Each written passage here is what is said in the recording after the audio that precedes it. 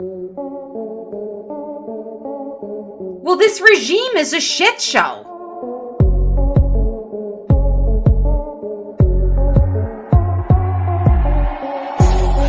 Keone, what were they thinking? Thinking? You got to stop accusing this administration about thinking.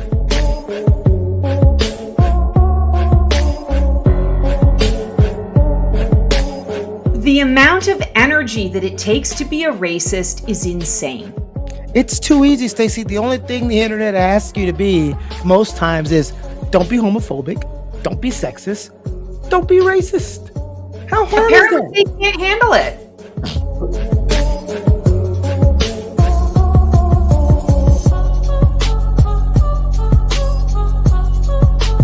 Stacey, you got to pull, because I don't know what the hell Trump is doing. Pull a card, because we haven't done that yet. And it's got to be the fool. It's going to be the fool. It has to be the fool. Oh my God! Who's the psychic now?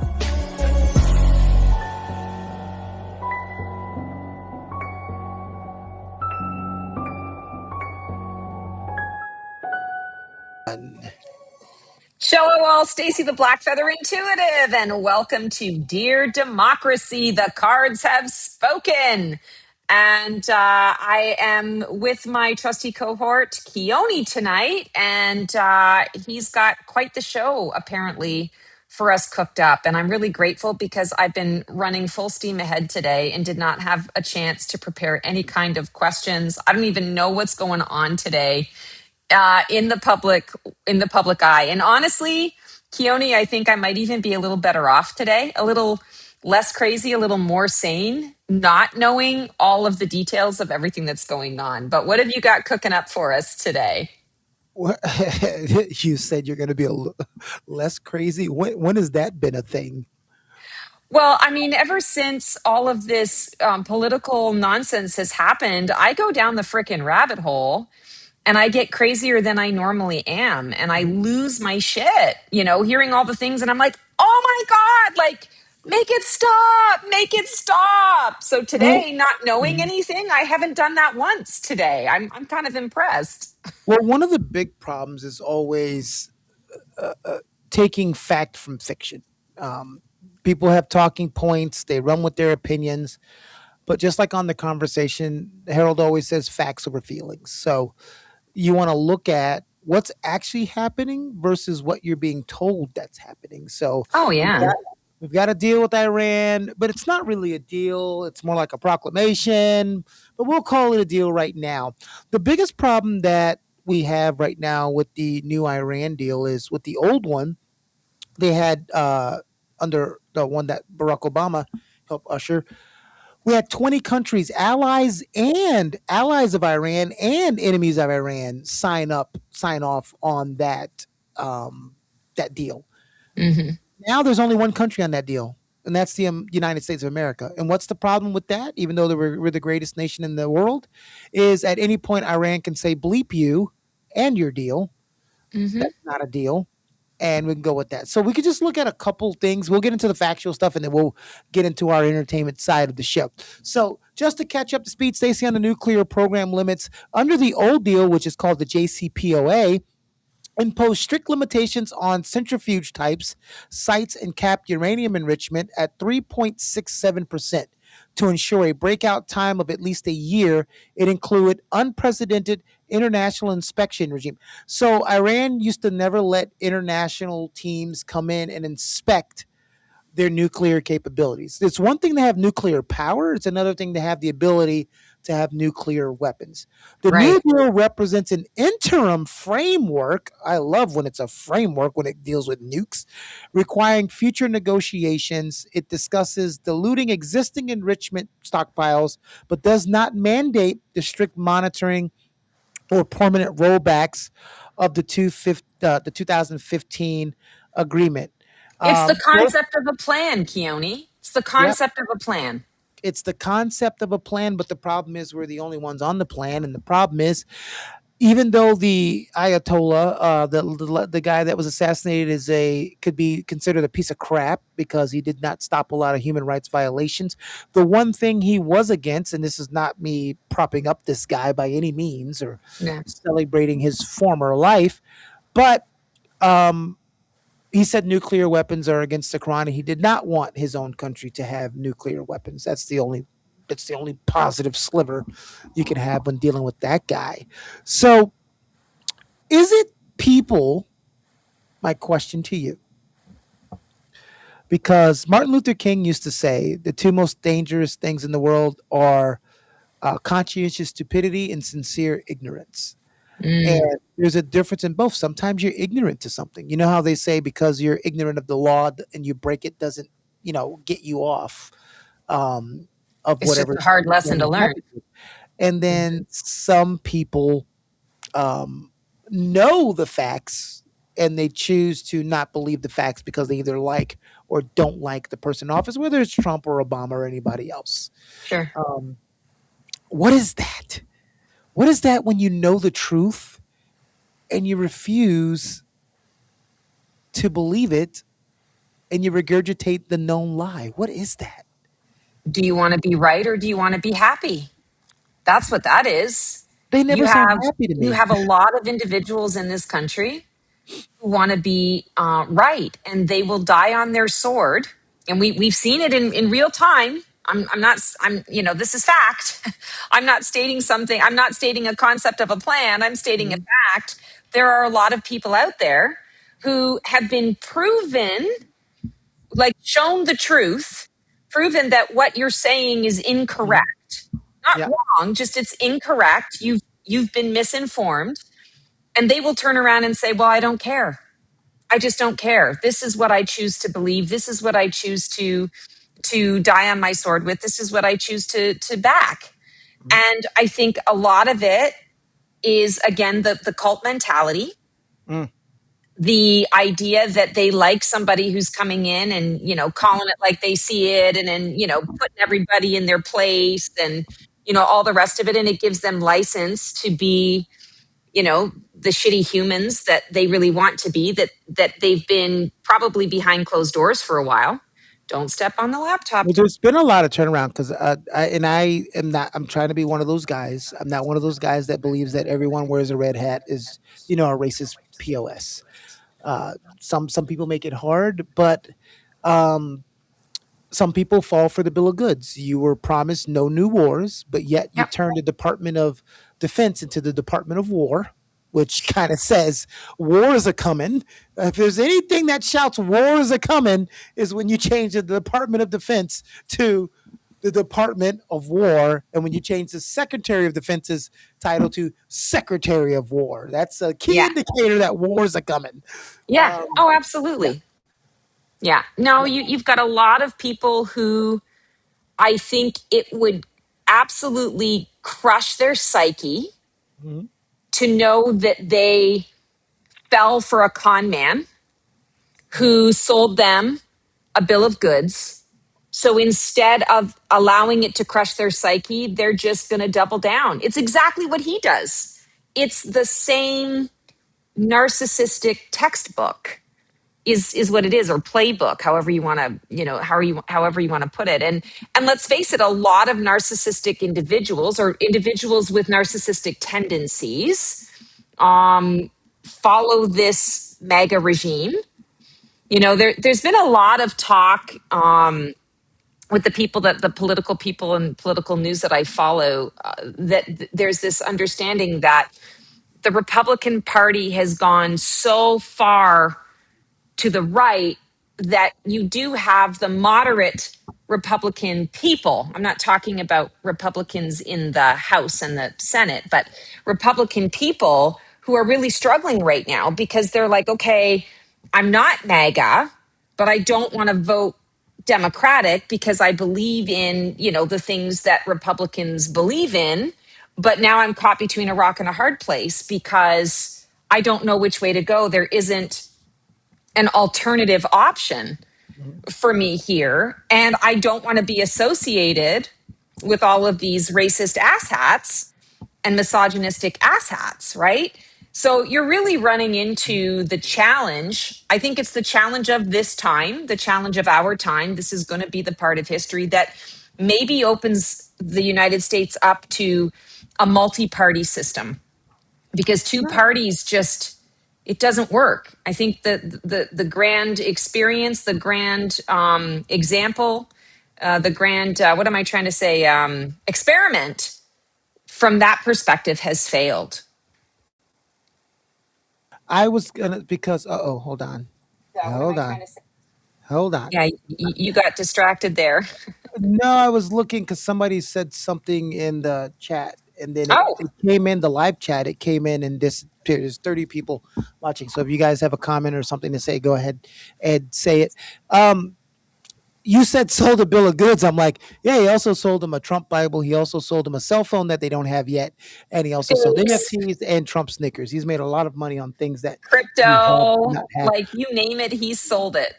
Oh, one of the funniest things that are happening right now is Hunter Biden is gathering support from people that are Democrats and Republicans because he's been on X. X, since it went from Twitter to X, went from the top six social media platforms, and now it's ranked like 14th.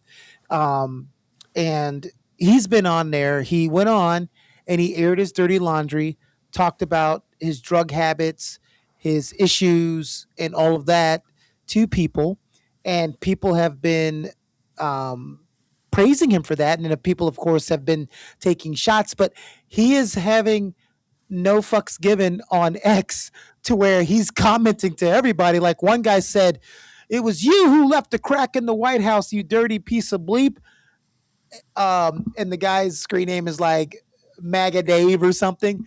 And Hunter's response was, "Sir, I would never leave my crack in the White House." Like, That shit's too valuable. I would never leave it yeah. behind. And then someone said, "You should run for president and use your sobriety and what you've been through for a slogan." He said, "Let me see. How about let's take another crack at a Biden?" And so like he's being endearing to Oh people who my God, support him. that's great. Yeah, and he's being endearing to people who, you know, don't like him. But I didn't understand. I didn't know the extent of the things he was doing. I'm not a Joe Biden fan, and I just chalked it up to, oh, here's another person with money whose son is doing things he's not supposed to do. But apparently, from Hunter, he was really, really heavily on drugs, and it was effing up his life. So he's Yeah. clean and he's championing sobriety for people, and he's very open about it. What's this transformation look like for Hunter? Is it temporary, or is this something that's going to be permanent?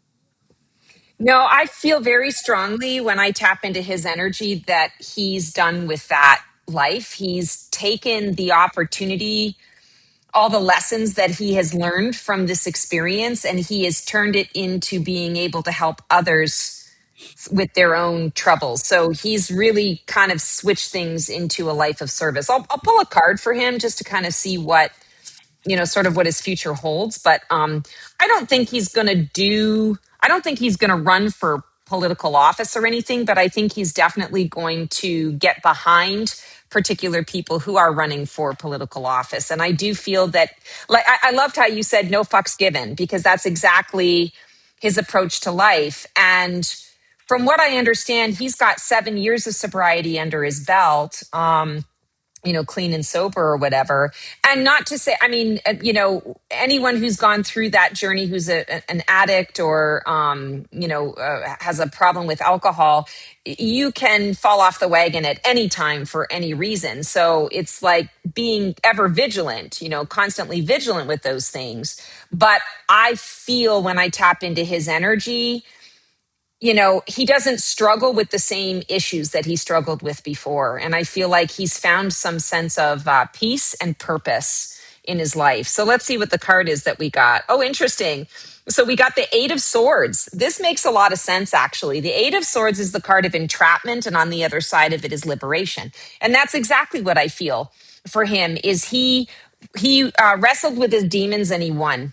And he knows now it's not like he killed the demons. He didn't slay the dragons or slay the demons. what he did is he made friends with the demons, and he now has a healthy boundary, a healthy understanding of what they're capable of, and a healthy boundary around them. And as a result of that, he stands in a space of liberation. He's liberated from all of that. Does he live a perfect saint-like life? No.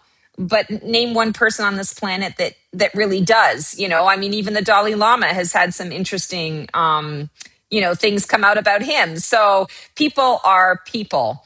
But that's what I get with Hunter is more liberation, more in service, on the path of mastery, helping others to not take life so seriously, to not take their troubles so seriously, but also to be a support system for those that are struggling with what it is that he struggled with as well. I believe he's an artist, and we can talk about like how many artists in history do we know that, drove themselves mad or, had those kinds of mental illness issues, because it's not always easy to be creative in this world that constantly wants you to produce and tries to, slap a label on you and put you in a box.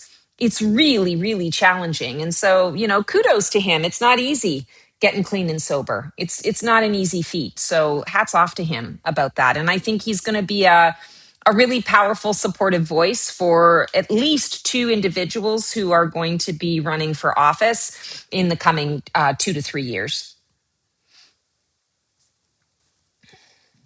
Awesome. Well, thank you for that. Hey, President Obama opened his presidential library, and every living ex-president except one, but that might not qualify because he's ex and current president, but every ex-living president attended that opening, and hearing him and the former first lady talk, and to hear whether you like President Obama or not, just hearing him talk versus what you hear the current president talk is just Oh my God, it that's just just brings that's me just back to like sanity. Like, I want some of that well, here's sanity. the thing that's funny. You've always liked Obama, so it's a little different for you and I.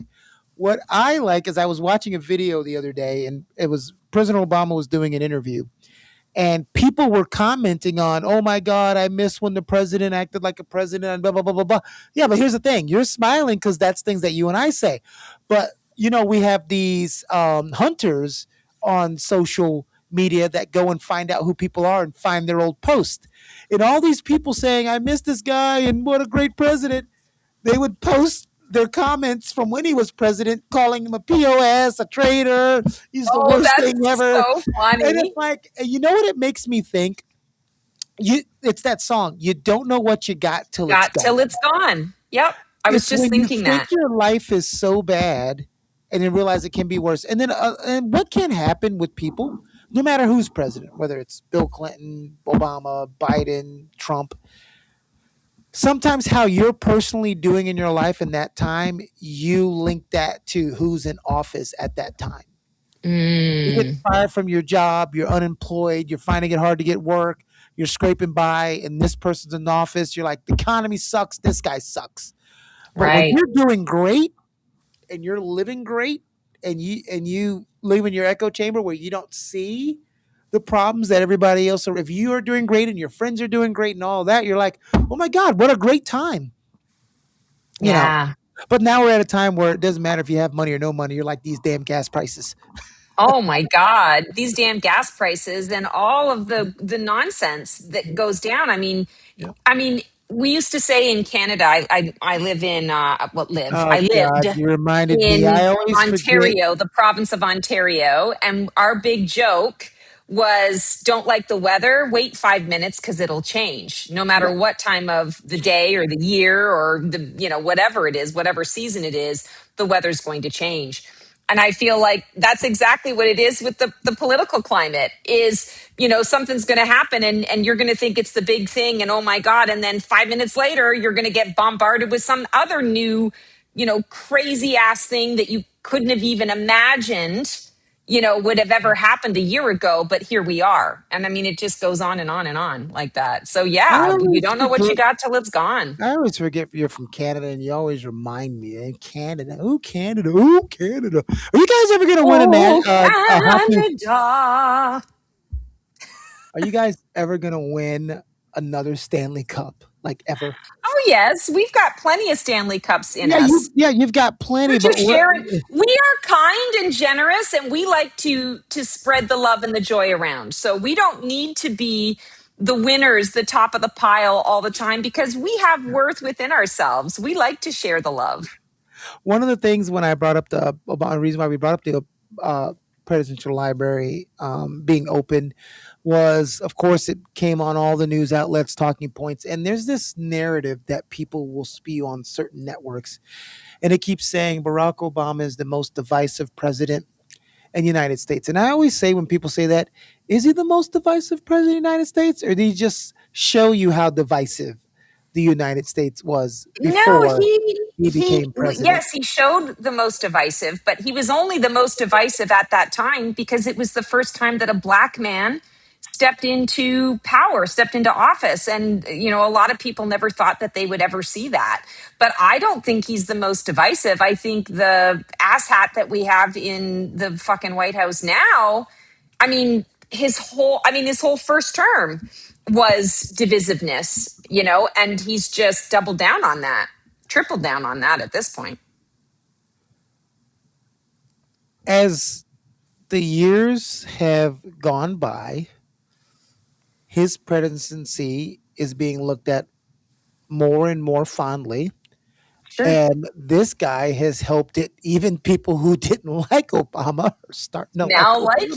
him, yes, or at least can see the value Yeah. in what he brought to the table, whether they liked his policies or not. Absolutely. Well, there's a thing where you can dislike someone for their presidential policies and not dislike them as a person. For instance, George J.W. George Bush, the son, not the father. I wasn't a fan of most policies, but I never disliked him as a person, Mm, you know?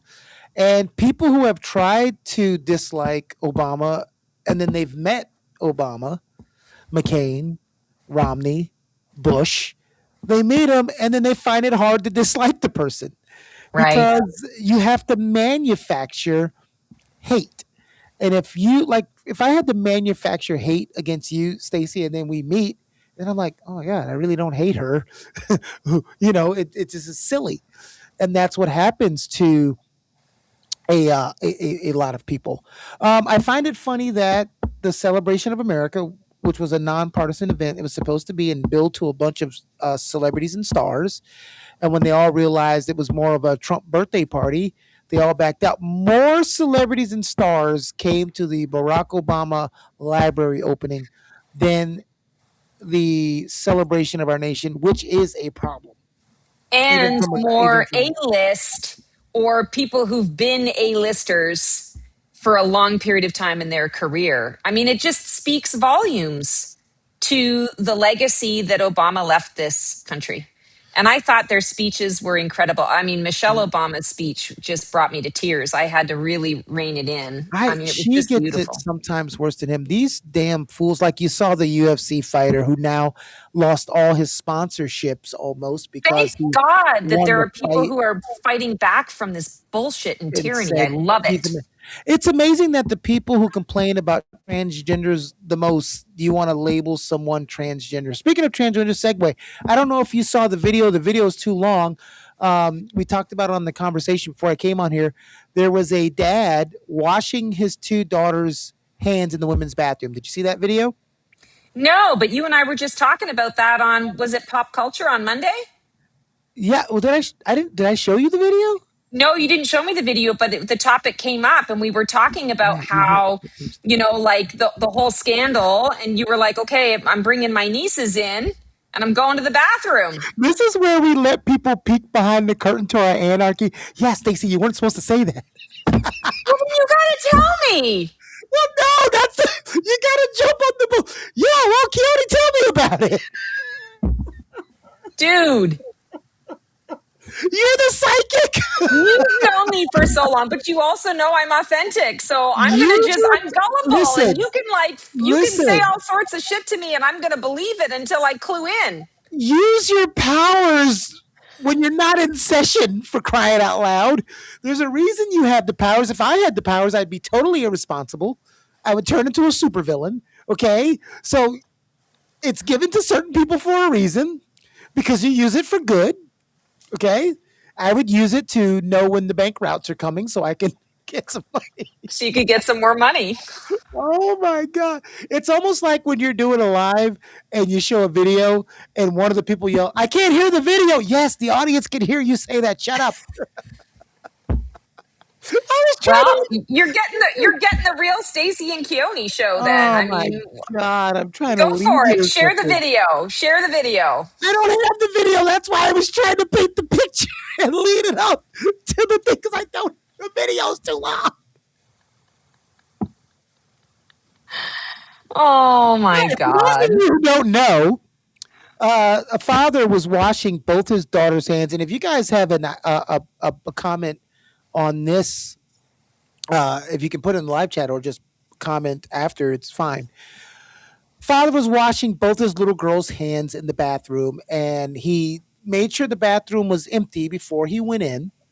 And even a female worker who was an older lady was there, and he's washing their hand, and there's a guy on a cell phone calling 911 saying there's a guy in the female's bathroom with his two little daughters. He's not supposed to be in there. He's gross and blah blah blah blah blah blah blah blah blah blah blah blah blah blah blah. And even the worker had to tell the man, I'm sorry. And even his two little girls looked horrified, and one of them started to cry. Well, of Now, course, because it's embarrassing. Like, I don't they have don't kids. understand what's going on.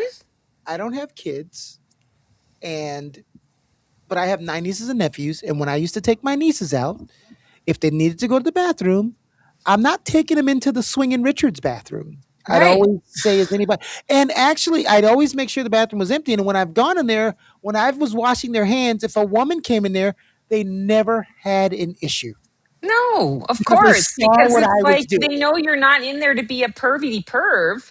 You're in there because you're taking care of some kids, and you're smart to not take those little girls into the man's bathroom. Well, I would if I had to, if the women's bathroom, I would, but I don't want the chance of them. I'd rather them see an accidental female part than a male part at the age that they Yes, were, you know. absolutely. And women, when we go into the bathroom, we go into the stall and we do whatever we need Yeah. to do in the stall. We don't do it outside the stall. You Well, guys, I it's don't a know. different I worked situation. at a I've worked at a grocery store. I had to clean the women's bathroom. It ain't as rosy as you guys like to paint it in there.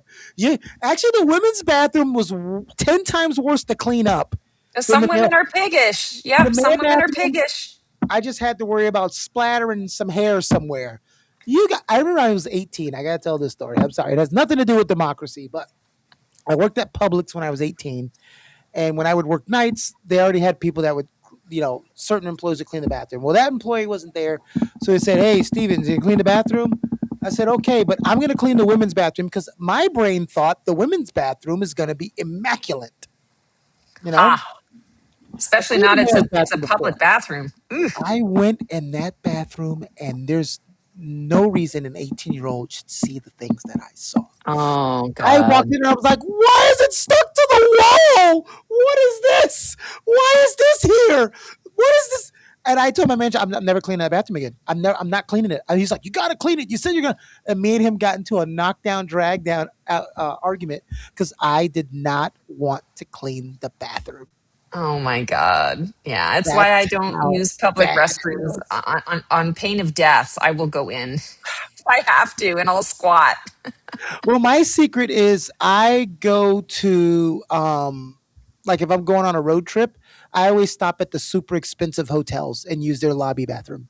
Yeah, that's smart because you know it's always Yeah, clean because they have yeah, people 24/7 monitoring it. Yeah. yeah. They keep them clean, so I always do that. So that's the amazing thing about that.